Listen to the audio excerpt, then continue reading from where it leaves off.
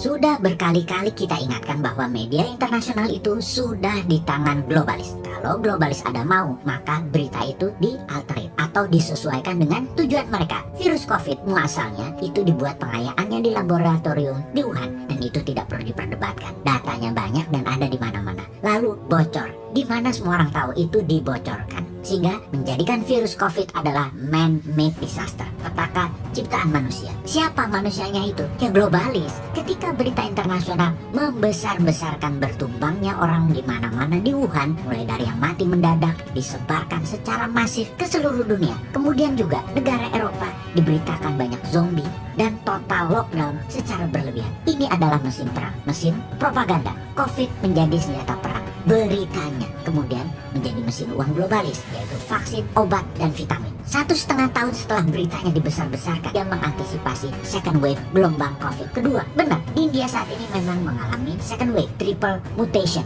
Bengal strain namanya, memapar 300 ribuan kasus baru dan menyebabkan lebih dari 2.300-an kematian dalam satu hari, menempatkan India di urutan nomor 2 dengan 16 juta lebih kasus COVID. Nomor 2 setelah Amerika dengan 32 juta total kasus COVID. India dalam keadaan darurat, sampai tidak ada kayu untuk mengkremasi pembakaran jenazah untuk melaksanakan kebiasaan di triple mutation, yaitu B1618. CSIR, Institute of Genomic and Integrative Biology, menyamakan triple mutation sebagai immune escape varian. Virus menempel di sel manusia dan sembunyi dari imun sistem. Dengan kata lain, Anda belum tentu aman dari berbagai varian ini walaupun Anda sudah divaksin karena kecepatan mutasi virus. Sebagai informasi tambahan, varian India sudah sampai Singapura. Kita harus segera bertindak. Sejengkal lagi propaganda. Siapa yang kita curigai? Tidak ada musuh terbesar globalis dalam produksi vaksin COVID. Dia adalah India. India menjadi target assassin dari intelijen operasinya globalis. Target operasi berita yang direkayasa,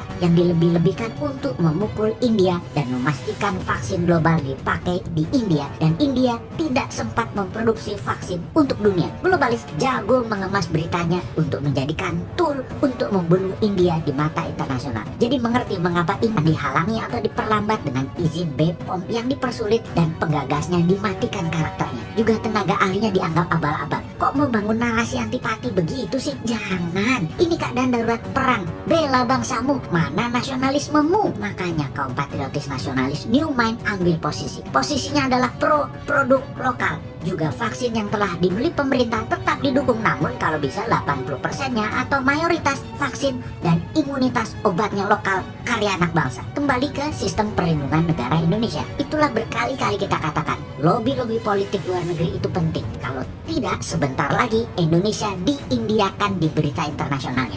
Bagaimana caranya? Di depan kita pura-pura taat pada globalis, di dalam negerinya kita percepat produksi dinus. Efeknya berat loh kalau propaganda mematikan Indonesia sudah diluncurkan. Indonesia tidak bisa berumroh, tidak bisa berhaji, turis asing gak ke Indonesia, produk Indonesia tidak bisa diserap pasar internasional, turis tidak datang ke Indonesia, orang Indonesia tidak bisa keluar negeri, dan banyak pengaruh negatif lainnya. Wih salah, jangan banyak mikir lagi. Sudah dibantu analisanya sama kaum New Mind. Actionnya jelas, menangkan perang melawan COVID dengan strategi politik luar negeri, printing money, vitamin gratis, genus gratis, vaksin lokal, dan dinus.